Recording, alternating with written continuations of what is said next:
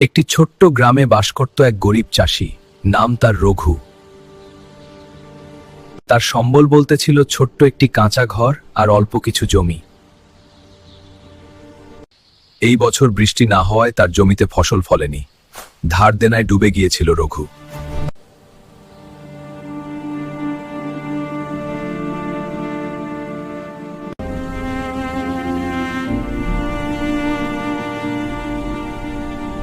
আমি কিভাবে খাবার দেব? একদিন রঘু আকাশের দিকে তাকিয়ে প্রার্থনা করল, হে ভগবান, একবার আমাকে সুযোগ দাও। সেদিনই শুরু হলো ভারী বৃষ্টি। রঘু আবার বীজ বুনল। কয়েকদিনের মধ্যেই ছোট ছোট চারা গজাতে লাগলো।